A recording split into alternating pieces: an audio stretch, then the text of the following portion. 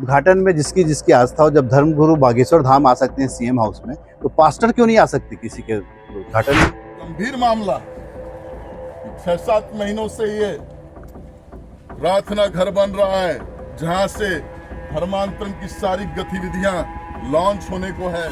संविधान में सबको अधिकार दिया हुआ है। कोई भगवा पहन के गुंडागर्दी करेगा तो उसको बर्दाश्त नहीं किया। कांग्रेस का विधायक नहीं है, ये धर्मांतरण का एजेंट है। सनातनियों के जो गुरु हैं, इन सब को भगवा आतंकवाद और भगवा गुंडे के शब्द के साथ उन्होंने जो प्रयोग किया। रतनपुर के बंगला भाटा में प्रार्थना भवन का उद्घाटन होना था, जिस पर 2 अतिथि आने वाले थे। एक अतिथि विधायक अटल श्रीवास्तव थे और एक अतिथि विशप थे, जो कि वहां पर प्रार्थना भवन के उद्घाटन में पहुंचने वाले थे। लेकिन इसके पहले ही भाजपा के नेता प्रबल प्रताप ने कड़ी आपत्ति जताई और कहा कि यहाँ पर धर्मांतरण किया जा रहा है और करवाया जा रहा है, ऐसा आरोप कांग्रेस विधायक के ऊपर लगाया। जिसके बाद कांग्रेस विधायक प्रशासन के पास पहुंचे और उन्होंने प्रशासन से कहा कि यहाँ पर यानी कि कोटा विधानसभा क्षेत्र में गुंडे और असामाजिक तत्व लगातार घूम रहे हैं, और उन्होंने भगवा गुंडों वाली बात भी कह डाली। जिसके बाद जो हिंदू संगठन है वह कड़ा विरोध जता रहे हैं। वही जो हिंदू महासभा संघ है वो भी कड़ा विरोध उन्होंने जताया है और प्रेस कॉन्फ्रेंस करके उनकी कड़ी निंदा भी की है। इसके अलावा ये भी बता दें कि जो अटल श्रीवास्तव कोटा विधायक है, उनका पुतला दहन भी किया गया है। मामला लगातार तूल पकड़ रहा है, हिंदू संगठन लगातार विरोध कर रहे हैं, जिसके बाद ही अब प्रदेश भर में राजनीति भी गर्मा गई है और भाजपा और कांग्रेस और हिंदू संगठन सभी आमने सामने हो गए हैं और लगातार कोसा जा रहा है कि धर्मांतरण की कोशिश हो रही है। वहीं प्रबल प्रताप ने बड़ा आरोप लगाया है और यह तक कह डाला है कि अटल श्रीवास्तव जो कोटा विधायक है वे एजेंट के रूप में काम कर रहे हैं, यानी धर्मांतरण करवा रहे हैं, ऐसा आरोप लगाया है। आगे भी वीडियो में सुनिए क्या कुछ प्रबल प्रताप ने कहा है। ये बहुत गंभीर मामला 6-7 महीनों से ये प्रार्थना घर बन रहा है, जहां से धर्मांतरण की सारी गतिविधियां लॉन्च होने को है। और इसका उद्घाटन करने कौन आ रहा है? कांग्रेस का विधायक। ये कांग्रेस का विधायक नहीं है, ये धर्मांतरण का एजेंट है। मशीनरी है ये। और इस धर्मांतरण के एजेंट को मुंह तोड़ जवाब देंगे। अटल श्रीवास्तव मुर्दाबाद मुर्दाबाद मुर्दाबाद। और उससे भी बड़ी बात,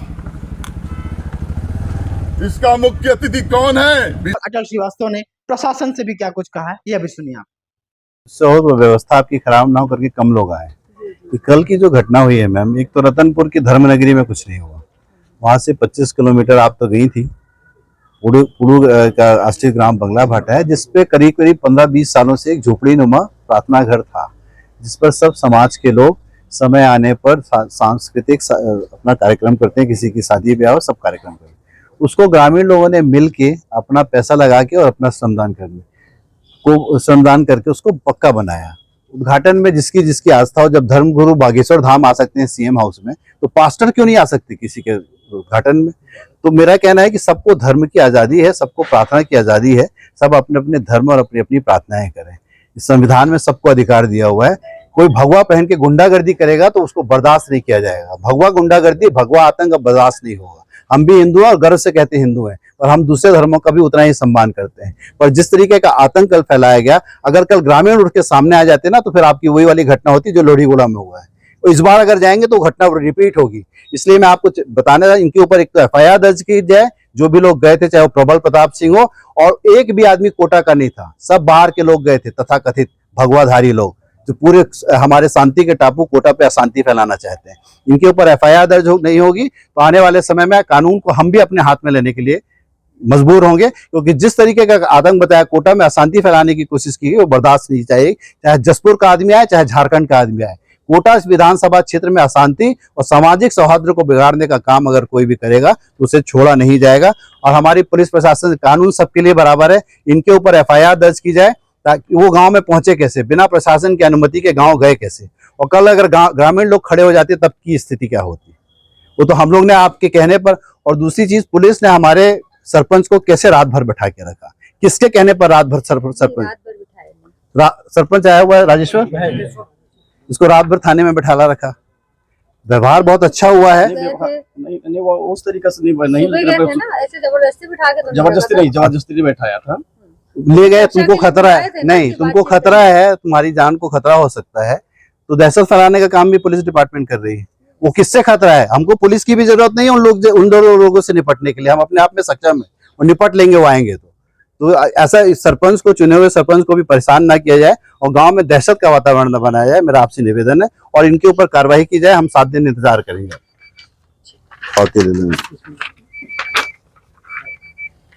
वहीं आपने सुना कि प्रबल प्रताप और अटल श्रीवास्तव, विधायक अटल श्रीवास्तव ने क्या बोला। वहीं हिंदू संगठन ने भगवा गुंडों वाली बात पर कड़ी आपत्ति जताई है और यह भी कहा है कि विधायक अटल श्रीवास्तव जो है वो माफी मांगे। अगर वे माफी नहीं मांगते हैं तो उनके खिलाफ मोर्चा खोल दिया जाएगा, उनके खिलाफ कड़ा विरोध जताया जाएगा, इस तरह की बातें कही हैं। उन्होंने हम सनातनियों को और सनातनियों के जो गुरु हैं इन सब को भगवा आतंकवाद और भगवा गुंडे के शब्द के साथ उन्होंने जो प्रयोग किया, इससे हमें बड़ी कड़ी आपत्ति है। और हम माननीय विधायक जी को ये बताना चाहते हैं, यदि वो सनातनी हैं, अपने आप को गर्व से हिंदू कहते हैं, तो हिंदू कहते हैं तो शायद उनके पूर्वजों ने, उनके माता पिता ने उनको ये संस्कार दिया होगा कि भगवाधारी वो आश्रय देता है। जो भगवाधारी होता है वो लोगों के कल्याण के लिए अपने जीवन का त्याग करता है, अपने काम के लिए, अपने सनातन के लिए अपने जीवन को आहूत करता है। और जो सन्यासी होता है वही भगवाधारी होता है। तो आप भगवाधारियों को आतंकवादी कह रहे हैं। मैं बीजेपी या कांग्रेस की बात नहीं कर रहा हूं। अगर पूर्व में बात करूं तो इससे पहले भी कांग्रेस सरकार के गृह मंत्री थे माननीय सुशील कुमार शिंदे जी और पूर्व मुख्यमंत्री दिग्विजय सिंह ने, इन्होंने भी भगवा आतंकवाद और भगवे गुंडे जैसे शब्दों का प्रयोग करके भगवाधारियों को बदनाम करने का काम किया। तो हम आने वाले दिनों में अटल श्रीवास्तव जी से ये निवेदन भी करते हैं और उनको चेतावनी भी देते हैं, वो इन शब्दों से बचें और तमाम पूज्य संतों से माफी मांगे।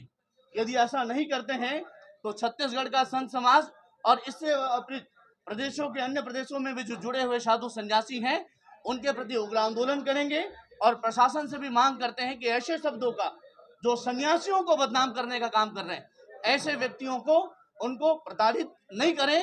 लेकिन इतना कहूंगा कि न्यायोचित जो काम हो सकता है उनको उनकी सजा दें, नहीं तो संत समाज और सनातन समाज उसके खिलाफ जाने को तैयार है।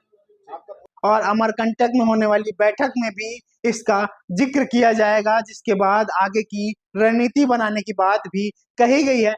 तो इस तरह से समझ सकते हैं कि किस तरह यह विरोध जमकर हो रहा है, विधायक का विरोध जमकर हो रहा है। और वहीं हिंदू संगठन भी लगातार इसके विरोध में आ गए हैं, धर्मांतरण के विरोध में आ गए हैं। वहीं जो नेता हैं प्रबल प्रताप हैं, उन्होंने भी कहा है कि हम आगे भी इस पर लगातार कोशिश करेंगे कि वहां पर धर्मांतरण ना हो, इस तरह की बातें कही है। और वहां हम जाकर लोगों तक पहुंचेंगे कि क्या कुछ वहां हो रहा है। तो आगे भी देखते हैं कि क्या कुछ होता है, लेकिन अब मामला तूल लगातार पकड़ रहा है। हम आपको लगातार अपडेट देते रहेंगे, आप देखते रहें द फ्री वॉइस।